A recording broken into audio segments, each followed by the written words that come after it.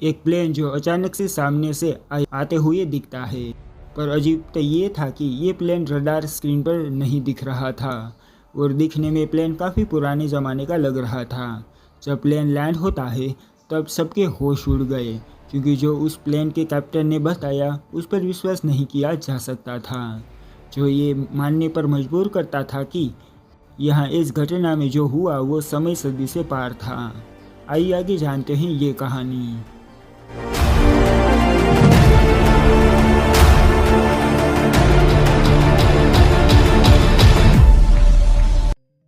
ये कहानी शुरू होती है साल 1992 में।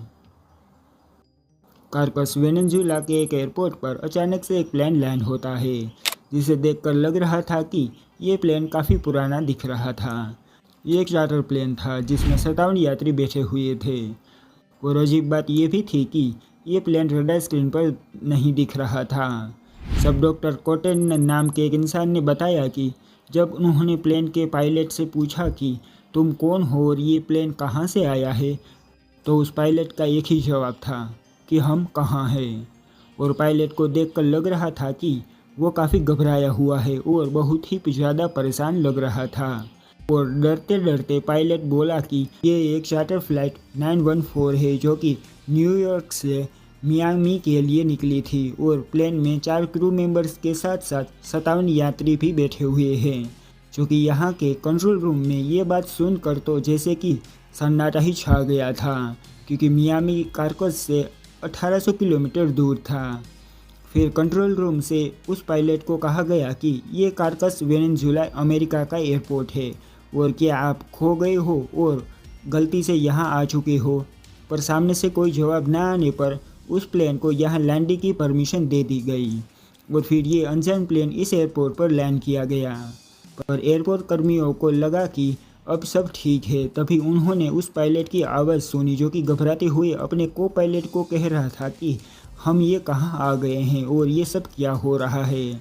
और उन्हें देखकर ये लग रहा था कि वो किसी और ही दुनिया में आ चुके हों। डॉक्टर कोटेन को अनुसार उस पायलट ने कहा कि ये फ़्लाइट 1955 में न्यूयॉर्क से मियामी के इंटरनेशनल एयरपोर्ट में 2 जून की सुबह 9:55 पर लैंड होने वाली थी।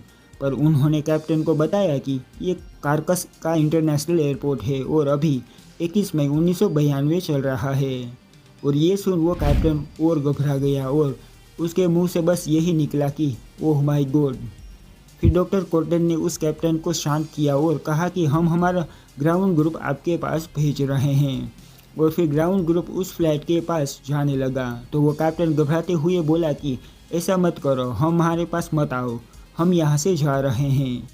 उस पायलट ने हाथ हिलाते हुए आने से मना कर दिया और उसके हाथ में एक फाइल थी जिससे वो इशारा कर रहा था। और इसी पल पर उस फाइल में से एक कैलेंडर नीचे गिर गया जो कि 1955 का था। और फिर पायलट ने प्लेन का इंजन स्टार्ट किया और प्लेन को यहाँ से ले गया। और फिर वो प्लेन फिर से आसमान में कहीं खो गया, जिसके बाद कंट्रोल रूम के साथ हुई वार्तालाप और वो कैलेंडर गवर्नमेंट सिक्योरिटी द्वारा जब्त कर लिया गया।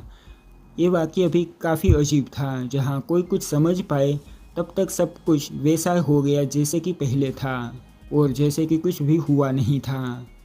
यही अनसुलझे वाक़ये अक्सर देखे गए हैं, मगर ये ऐसा क्यों हुआ और इसके पीछे क्या कारण था जिसका कोई भी प्रमाण या कोई कारण आज तक सामने नहीं आ पाया।